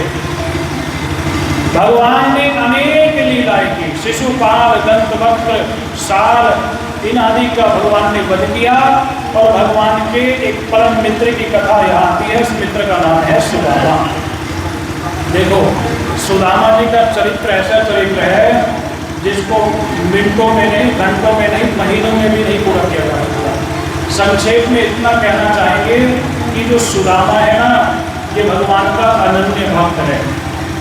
आज के समय में जब आप नारद जी का नाम सुनते हैं तो आपको एक जोकर याद आता है। ये जोकर है जो गली गली में जाता है, लोगों के घर में लड़ाई करवाता है। नारद जी के माध्यम से भागवत कथा हो रही है। नारद भक्ति के आचार्य हैं, उन्हें जोकर मत समझना कि नाटकों में, टीवी में देख करके नारद जी को तुम जोकर समझ लो। इंद्र को कामी मत समझना कि इंद्र केवल नाच गाना देखना जानता है। इंद्र भी भगवान का अंश है। इंद्र कामी नहीं है, नारद जोकर नहीं है और सुदामा भिखारी नहीं है। ध्यान रखना, तीन चरित्रों के विषय में बहुत संदेह है संसार में। क्या इंद्र कामी नहीं है, नारद जोकर नहीं है और सुदामा भिखारी नहीं है। ब्राह्मण का स्वभाव होता है संतोष करना, ब्राह्मण संतोषी होता है। देखो, एक व्यक्ति ब्राह्मण यदि सत्यायन की कथा 2-4 मंत्र पढ़ने सीख लेना तो उसका जीवन मजे से बीतता है। हम तो कुछ ज़्यादा नहीं जानते, बहुत कम जानते हैं। हमें तो गुरु जी से जो प्रसाद रूप में मिला है और शिष्यों की अपेक्षा बहुत कम मिला है, तो भी हम भगवान की कृपा से इतना आनंद करते हैं। हमारे संदीप जी हैं, इतना आनंद इनके घर में, हमारे सुनील जी हैं, हम सबसे बहुत धनवान हैं, कहना नहीं चाहिए। ब्राह्मण थोड़ी पूजा पाठ भी जान ले तो उसकी गरीबी दूर हो जाए। तो भी सुदामा जी गरीब क्यों रहे? सुदामा जी गरीब नहीं थे, सुदामा जी संतोषी थे। संतोषी को कभी कभी गरीब मान लेते हैं। गरीब तब होता है व्यक्ति जब उस गरीबी का प्रभाव उसके मन पे पड़ता है, और जब व्यक्ति का प्रभाव, जब वस्तुओं का प्रभाव व्यक्ति के ऊपर नहीं पड़ता तो व्यक्ति गरीब नहीं कहलाता, व्यक्ति अमीर ही कहलाता है। अभाव का प्रभाव जिस पर पड़ जाए वो गरीब, और अभाव का प्रभाव जिस पर न पड़े वो भगवान का भक्त। तो सुदामा जी भक्त थे।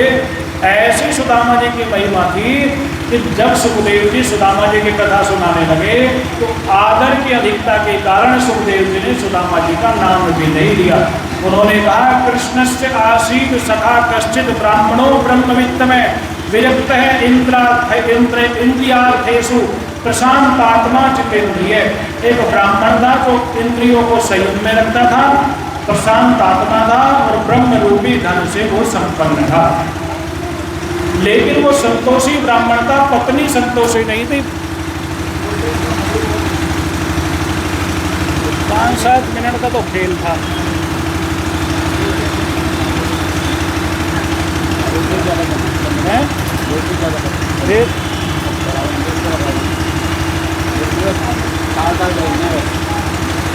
और बदले क्यों पहले? इंटरनेट चल ही रहा।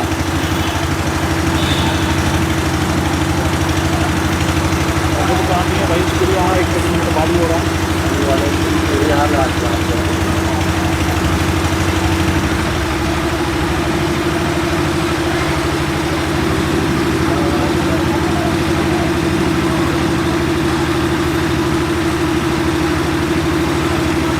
कथा सुनाऊंगा 12 को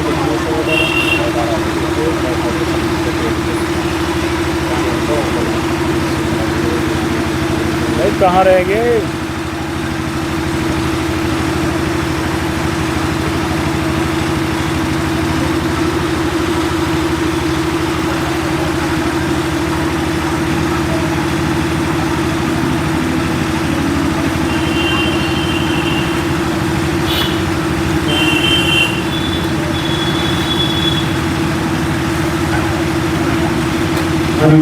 बोलो कृष्ण कन्हैया की, वृंदावन बिहारी लाल की। तो सुदामा जी भगवान के अति प्रिय भक्त थे। पत्नी के कहने पर श्री सुदामा जी श्री कृष्ण से मिलने जाते हैं। कुछ लोग कहते हैं सुदामा जी को द्वार पर रोक लिया और धक्के देकर के निकाल दिया और फिर एक भजन बन गया उसके ऊपर, अरे द्वार पालो कन्हैया से कह दो दर पे सुदामा गरीब आ गया है। ये सब हमारी कपोल कल्पनाएं हैं। भागवत में 2 अध्यायों में सुदामा जी की कथा है। एक अध्याय में सुदामा जी का भगवान के पास जाना यह कथा है और दूसरे अध्याय में भगवान जी का सुदामा जी को ऐश्वर्य प्रदान करना यह अध्याय है। आप विचार कीजिए, जिन जय विजय ने वैकुंठ में जाने वाले उन सनत कुमारों को रोका और सनत कुमारों ने जय विजय को साथ दे दिया और जय विजय मनुष्य बनकर के, राक्षस बनकर के, असुर बनकर के जन्म लेते हैं। क्या भगवान के सेवक किसी ब्राह्मण को रोक सकते हैं? ब्राह्मणों के लिए, महात्माओं के लिए, कन्याओं के लिए और दीन व्यक्ति के लिए भगवान के द्वार 24 घंटे खुले थे। सुदामा जी ने जाकर के पूछा कृष्ण कौन से महल में रहते हैं? तो उन द्वारपालों ने कहा ये 16,108 महल हैं। महाराज जिस महल में आप चले जाओगे वहीं आपको कृष्ण मिल जाएंगे। और सुदामा जी बिना रोक टोक के उस महल में प्रवेश कर गए जो रुक्मणी का महल था। रुक्मणी ने भगवान श्री कृष्ण के सेवा करते हुए भगवान श्री कृष्ण के चरणों को दबा रही थी, जैसे लक्ष्मी जी नारायण के चरण दबाती है। श्री कृष्ण ने जैसे ही सुदामा का आया हुआ देखा, अपने आसन से उतर पड़े और सुदामा को अपने सिंहासन पर बिठाया। जिस बेड पर भगवान रहते थे, देखो किसी के बिस्तर पर बैठना नहीं चाहिए और हर किसी को अपने बिस्तरे पर बिठाना नहीं चाहिए, लेकिन भगवान श्री कृष्ण ने अपने उस बेड पर, उस बिस्तरे पर भगवान को बिठाया, सुदामा जी को बिठाया जिस पर किसी का बैठने का साहस नहीं था और उस बिस्तर पर बिठा करके, शैया पर बिठा करके सुदामा जी की सेवा की। 3 मुट्ठी चावल के बदले में सुदामा जी को 3 लोक का ऐश्वर्य प्रदान कर दिया। सुदामा जी भगवान से मिलने आए थे, मांगने नहीं आए थे, लेकिन भगवान का स्वभाव ऐसा ही है। कोई भगवान के सामने आकर खड़ा तो हो गए, भगवान उसको माला माल करते देर नहीं लगाते। भगवान ने सुदामा को ऐश्वर्य प्रदान किया। ऐश्वर्य में भी सुदामा ने भगवान को याद रखा, नित्य उसी प्रकार भगवान का स्मरण करते थे। जिस प्रकार भगवान ने सुदामा को ऐश्वर्य दिया, उसी प्रकार आप सब भी भगवान की कृपा के पात्र बने रहें। बोलो श्री कृष्ण भगवान की। आगे भगवान की इस कथा में अनेकों कथाएं आती हैं। 12वें स्कंद में भगवान का अपने धाम में जाने की कथा है। अपने द्वारा ही अपने पुत्र पौत्रों आदियों को अपने लोक में भेज करके भगवान जरा नाम के व्याध के बाण के द्वारा मुक्ति धाम को जाते हैं। जरा नाम का व्याध पहले जन्म का बाली था। पहले जन्म में भगवान ने बाली को छुप करके बाण मारा था, तो भगवान ने उस भार को उतारने के लिए उस बाली को व्याध बनाया, शिकारी बनाया। और जब शिकारी ने बाण भगवान को मारा तो भगवान को ऐसा लगा कि माने मैंने इसका कर्जा उतार दिया है, इसका मेरे ऊपर कर्जा था, वो कर्ज मैंने उतार दिया। भगवान अपने धाम को चले गए। सुखदेव जी कहने लगे देखो जो सबको रचने वाले हैं, जो सबका पालन करने वाले हैं, जो सबका संहार करने वाले हैं, जो संसार के नहीं हैं, संसार जिनका है, एक एक वस्तु जिनकी बनाई हुई है, वो भगवान भी एक दिन इस धरा भूमि को छोड़कर अपने धाम को जाते हैं। तो तुम्हारा और हमारा मरना कोई आश्चर्य नहीं है। जीना आश्चर्य हो सकता है, लेकिन मरना कोई आश्चर्य नहीं है। इस संसार में जिसने जन्म लिया है वो एक ना एक दिन इस संसार को छोड़ करके जाता जरूर है। और देखो जातस्य ही ध्रुवोर मृत्यु और ध्रुवम जन्म मृत्युश्च, जिसका जन्म हुआ है इसकी मृत्यु निश्चित है, जिसकी मृत्यु हुई है इसका जन्म। तुमने ये भागवत की कथा सुनी है तो अब तुम्हारा दोबारा जन्म नहीं होगा। तक्षक नाम का सर्प आएगा और केवल तुम्हारे शरीर को डसेगा, क्योंकि तुम्हारी आत्मा तो परमात्मा में विलीन हो चुकी है। तुम शरीर नहीं हो, तुम आत्मा हो। ये बात जब सुखदेव जी ने परीक्षित से कही तो परीक्षित को तत्व ज्ञान हो गया। अहम ब्रह्मोस्मि न ब्रह्म हूँ, न ब्रह्म का अंश हूँ। ये बात आप लोग जितनी जल्दी समझ जाओगे उतनी जल्दी आपको भगवान की प्राप्ति हो जाएगी। तो मुक्ति का जो सूत्र है वो नैमम, और बंधन का जो सूत्र है वो मम। जो मेरा करता है वो बंधता है, और जो मेरा नहीं है यह भाव रखता है वो मुक्त हो जाता है। जब सुखदेव के द्वारा परीक्षित को तत्व ज्ञान मिला तो परीक्षित की ब्रह्म में स्थिति हो गई, ब्रह्म में वो स्थापित हो गए, ब्रह्म से उनका स्थाप्य हो गया और ब्रह्म और जीव एकाकार हो गए। सुखदेव जी के कहने पर ब्रह्म ज्ञान में प्राप्त हुआ। तक्षक नाम का सर्प आया तो, लेकिन उसने शरीर को डसा। आत्मा को कोई डस ले ऐसा कोई साधन नहीं बना है। आत्मा अजर है, अमर है, अविनाशी है। तो अंत में कहा नाम संकीर्तनम यस्य सर्व पाप प्रणाशनम प्रणामो दुख समनम तम नमामि हरिम परम। देखो पहले श्लोक को आपने बड़े भाव से गाया था, सच्चिदानंद रूपाय विश्वोत्पत्त्यादि हेतवे तापत्रय विनाशाय श्री कृष्णाय। भगवान को जो नमन करता है उसके पाप दूर होते हैं, और भगवान का जो संकीर्तन करता है उसके दुख दूर होते हैं। नमन से शुरू हुई यात्रा संकीर्तन पर आकर के रुकती है। देखो पहले कहा श्री कृष्णाय वयम में, अब कह रहे हैं नाम संकीर्तनम यस्य। ध्यान से सुनना, नमस्कार से शुरू हुई यात्रा संकीर्तन पर आकर के रुकी है। तो यदि दुखों से पार पाना है तो भगवान का संकीर्तन करना ही पड़ेगा। बोलिए नाम संकीर्तनम यस्य सर्व पाप प्रणाशनम प्रणामो दुख समनम तम नमामि हरिम परम। नाम संकीर्तनम यस्य सर्व पाप प्रणाशनम प्रणामो दुख समनः तम नमामि हरिम परम। नाम संकीर्तनम यस्य, बोलो, सर्व पाप प्रणाशनम प्रणामो दुख समनः तम नमामि हरिम परम, तम नमामि हरिम परम। बोलो श्री कृष्णचंद्र भगवान की। 7 दिन मैंने आपको भागवत की कथा सुनाई। इस कथा में जो भी आपको अच्छा लगा वो ऐसा मान लेना कि मेरे गुरुदेव का मुझे दिया हुआ है, मेरे गुरुदेव ने मुझ पर कृपा की। जो भी आपको अच्छा लगा वो गुरुदेव की कृपा है। और मेरे कहने सुनने से यदि कोई आपको बुरी बात लगी तो समझना ये मेरी निजी गलती है। कुछ मैंने गलत कह दिया तो इस व्यासपीठ पर बैठा हुआ व्यक्ति ऐसा मानता है कि ये उसकी निजी गलती है, और आपको कुछ अच्छा लगा तो मेरे गुरु की कृपा का प्रसाद है। मैं अपनी तरफ से अपनी वाणी को विराम देता हूँ। मेरे कहने में आप कुछ गलती रह गई हो, कोई कठोर शब्द मैंने कह दिया हो, कोई ऐसी बात कह दी हो जो आप कहनी नहीं चाहिए, उसके लिए मैं प्रभु से प्रार्थना करता हूँ, क्षमा प्रार्थनी हूँ। भगवान से बार बार यही प्रार्थना करता हूँ, हे प्रभु मुझ पर और आप पर अपनी कृपा दृष्टि इसी प्रकार बनाए रखें। बोलो सच्चिदानंद भगवान श्रीमन नारायण नारायण नारायण श्रीमन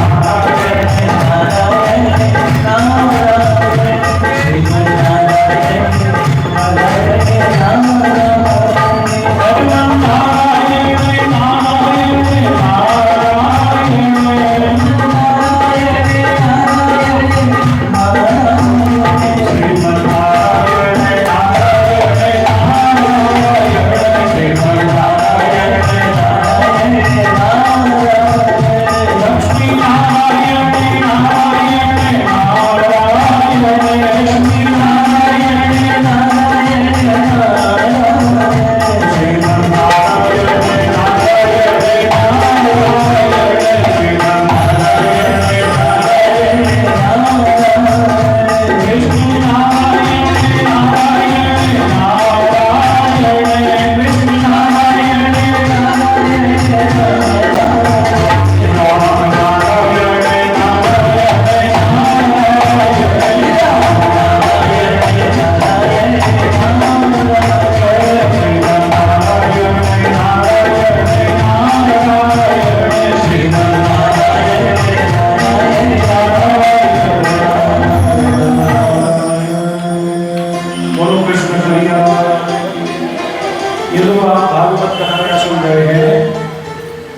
भागवत कथा हमारे YouTube चैनल है सुरभि ओम।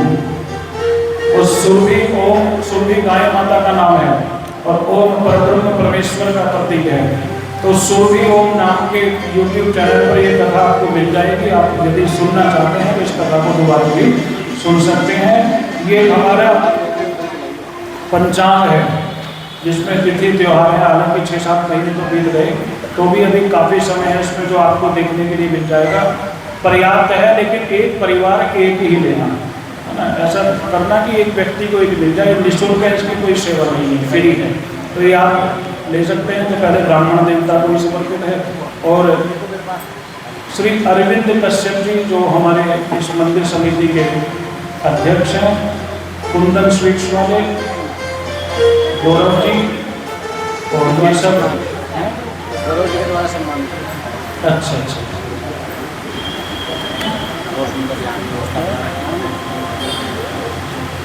अच्छा, उससे पूर्व हम अपने श्री सुभाष जी से, हमारे आदरणीय श्री संजय जी महंत जी से निवेदन है कृपया मेरे पास आ जाए। और सबसे पहले तो गौ पालकों का सम्मान होना चाहिए।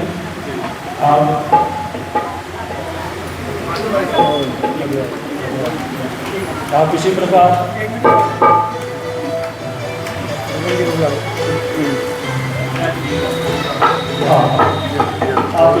गौ सेवा करते हैं।